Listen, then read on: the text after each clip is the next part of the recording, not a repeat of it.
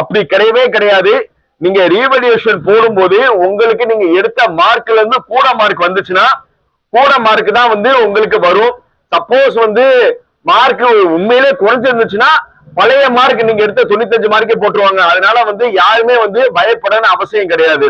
So அதனால வந்து இந்த ஸ்கேன் காப்பி வாங்கின எல்லா பேரண்ட்ஸ் ஸ்டூடெண்ட் வந்து ரொம்ப எஃபெக்டிவா வந்து உங்க டீச்சர்ட்ட வந்து மட்டும் கன்சல்ட் பண்ணுங்க.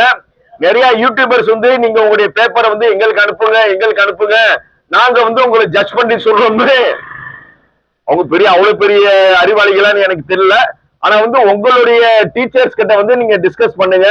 அவங்க வந்து கரெக்டா சொல்லிடுவாங்க. ஆமாப்பா உனக்கு 2 மார்க் வந்து வரும்னு நினைச்சுன்னா ஒன்னும் யோசிக்காதீங்க. நீங்க வரும்னு நினைச்சுச்சுன்னா தைரியமா போடுங்க. ஏன்னா ஒரு 0.5 கட் ஆஃப் போட்டாலும் உங்களுக்கு ரேங்க்ல வந்து நீங்க முன்னாடி வந்துருவீங்க. உங்களுக்கு உறுதியா வந்து மார்க் கூடும்னு நம்பிக்கை இருந்தா தைரியமா நீங்க எல்லாருமே ரீவேல்யூவேஷன் அப்ளை பண்ணுங்க.